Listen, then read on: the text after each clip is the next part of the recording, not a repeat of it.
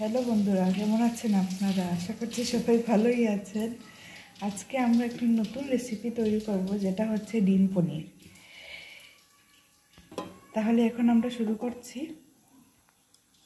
প্রথমে আমরা ডিমগুলোকে ভেঙে নেব।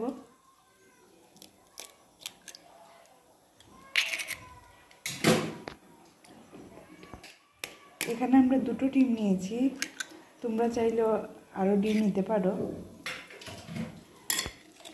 এখন আমরা একটু নুন দিয়ে ডিমগুলোকে ফেটিয়ে নেব।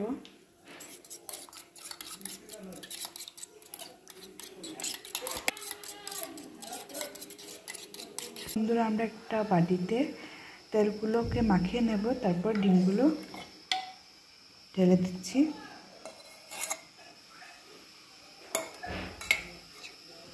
এখন আমরা একটা কড়াইতে একটু জল বসিয়ে ডিমগুলোকে বসিয়ে দেব। এখন একটা ঢাকনা দিয়ে বাটিটাকে রেখে দেব। খানিক 10 মিনিট পর আমরা আবার আসছি। এটার উপরে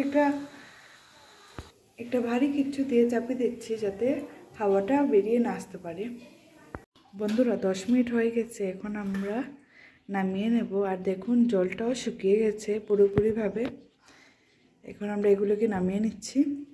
নামিয়ে 5 মিনিট রাখার পরে এখন আস্তে আস্তে এগুলোকে খুলছি। এই দেখুন বন্ধুরা, এখন এভাবে সাইড দিয়ে কাটবেন।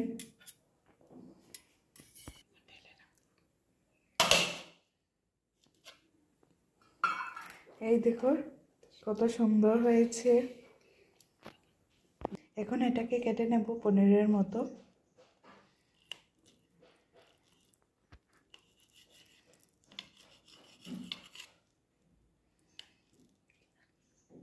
এই দেখুন বন্ধুরা, আমরা ডিমগুলোকে পনিরের শেপে কেটে নিয়েছি। এখন এগুলোকে একটু তেল দিয়ে ফ্রাই করে নেব। এখন ডিমগুলির উপরে খানিক একটু হলুদ গুঁড়ো দিয়ে এগুলোকে মেখে নিয়ে তেলে কড়াইতে ফ্রাই করে নিচ্ছি।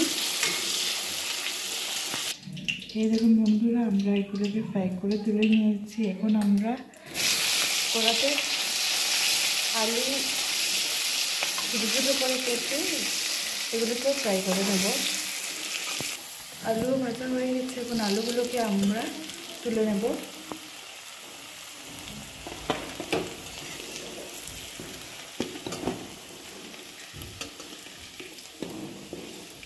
এখন আমরা তেলে কারি জিরা ফোড়ন দিয়েছি। এখন এক এক করে পেঁয়াজ, টমেটো, হলুদ গুঁড়ো, এখন লঙ্কা গুঁড়ো,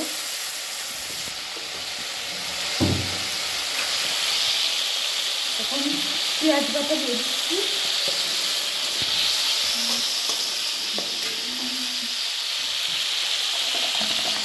এখন নুন দিয়ে দেবো, স্বাদ মতো নুন।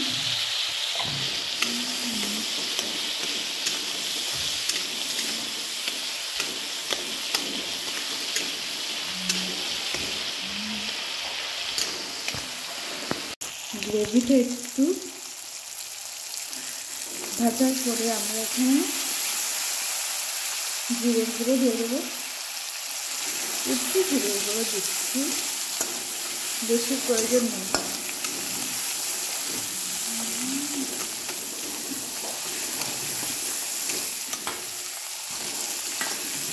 এখন আলুগুলো দিয়ে দিয়েছি, ভাজা আলুগুলো। এখন এটাকে একটু ভেজে নেব।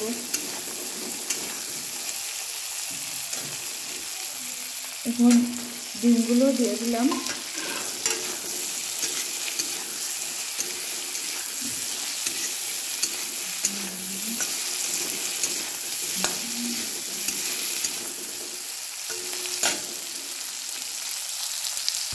দু মিনিট হয়ে গেছে বন্ধুরা।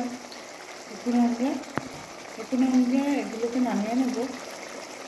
বন্ধুরা, আমাদের রেসিপি রেডি। তো বাই বাই, সবাই লাইক, কমেন্ট আর সাবস্ক্রাইব করবেন।